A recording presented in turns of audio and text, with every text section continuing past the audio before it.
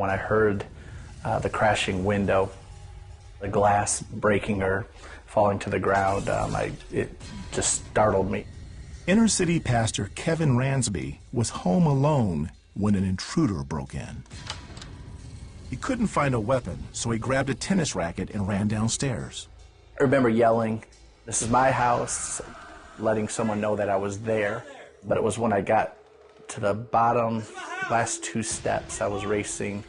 It was at that time that a man came racing around the corner. And that's when we first saw each other face to face and came eye to eye with each other. I quickly noticed he had a large knife in his hand. It was slow motion it was almost surreal when like I said, when I went and saw the knife. I remember my first thoughts was, I can't believe this is happening.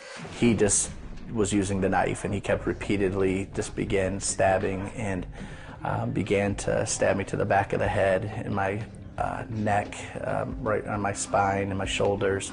The only words he spoke to me was, "Where was your money and where are your keys?" And at that point in time was when the first thought of death came across my mind, and that's when I answered him, "It doesn't matter no more, I'm dead."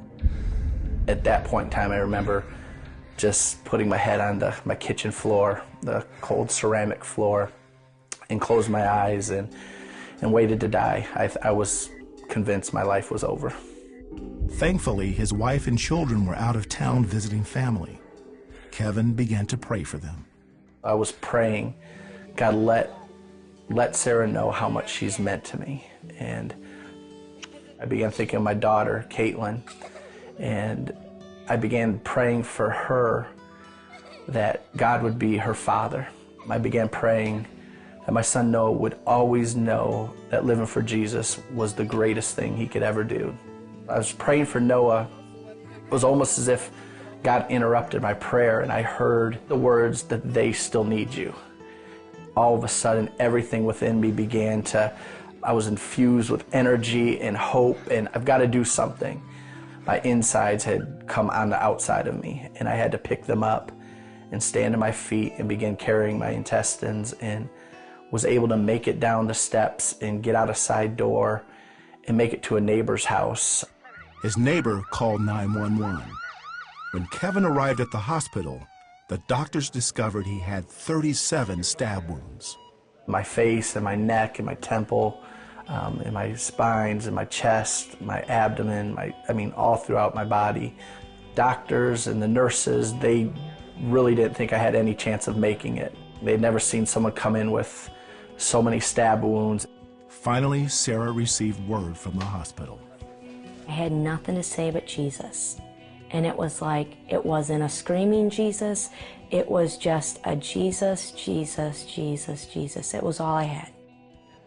As Kevin underwent surgery, Sarah drove with their children for 7 agonizing hours to the hospital. It was like a numb feeling. It was like, I can't even feel until I get there. By the time she arrived, Kevin was out of surgery. Walking into that room and seeing him for the first time, it was love and thankfulness that, oh my gosh, here's my husband and he is alive. None of his major organs was damaged, and the recovery only took 5 months. To have 37 stab wounds and to have no organs and arteries hit, to me was just evidence again that God somehow was there keeping me during that struggle. Kevin has forgiven his attacker, who was arrested a short time later. I saw the man for the first time in 2 years. My first reaction when I left that courtroom is I went back into the witness room and just began to weep. And it was over him.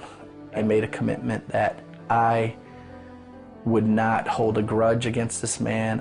The enemy comes to kill, to steal, and to destroy, and to rob us of hope in a future. God comes to bring just the opposite. There's not a day that goes by that I don't thank him for life. I think for many years I've prayed the prayers, Lord, thanks for waking me up today and for the breath. But those words have real weight and meaning in my life. And Every single day to me is a gift.